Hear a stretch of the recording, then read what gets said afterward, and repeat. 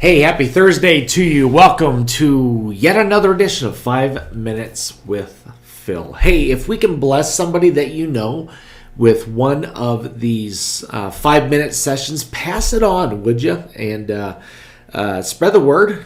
Not for our sake. We just want to be a blessing to other people. So if we can help somebody that you care about, then by all means, send the link.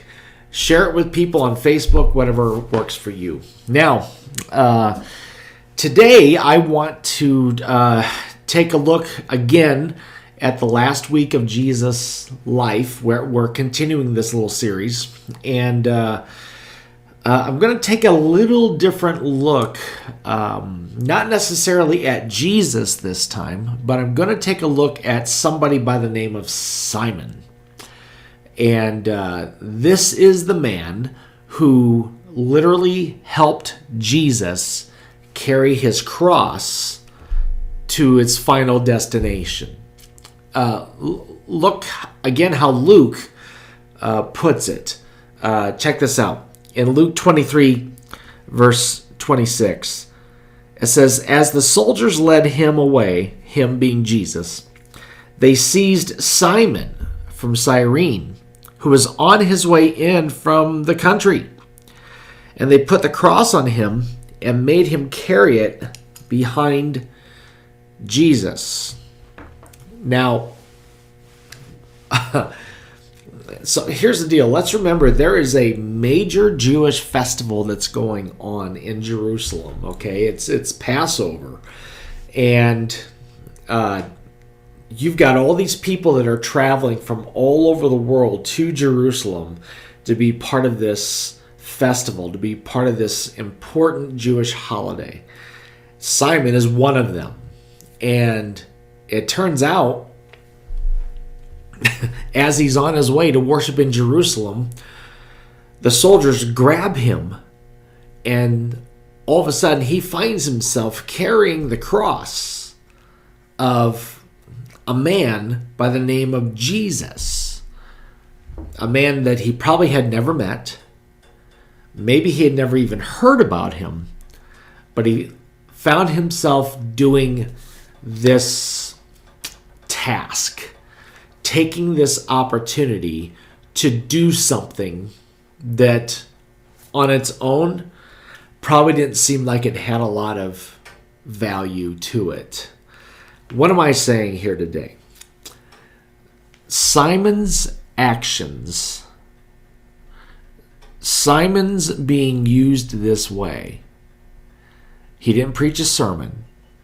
He didn't teach anybody. He didn't do a miracle. Nobody got healed because of what Simon did. Simon's act led to the greatest act of love in the history of man. It literally changed eternity. Simon was used unknowingly for Jesus to do the greatest act of love that could have ever been accomplished. I'm talking to people today that find themselves doing maybe different jobs, different tasks. Maybe you're involved in ministry somehow, some way, and you don't think you're making a difference. You don't think that what you're doing really adds a lot of value to the kingdom because you're not a singer, because you're not a preacher, because you're not a teacher. And so you don't think that what you do really matters. Well, let me tell you, Simon found himself, yes, he was coerced, but Simon found himself carrying a piece of wood on top of a hill for someone to be executed. Little did he know that his one act would change eternity. I want you to know that maybe you have no idea the value of what you're doing. Maybe you don't see the results. Maybe other people have opinions on what you're doing, but you're doing it for the Lord. But let me remind you today that your willingness to be used by Jesus as seemingly insignificant as it might be, your willingness to do that can change eternity. God could use your encouragement. God can use your prayer. God can use your time in the nursery. God can use those moments that you encourage somebody, that you send that email, that you send that text, that you make that call. God can use these little things to bring out an eternal result. And I want you to be encouraged. What you do for Jesus matters. And I want you to remember that today as you go through your day for him. All right? We love you. Thank you so much for joining me. And Lord willing, we'll talk to you tomorrow. Bye-bye.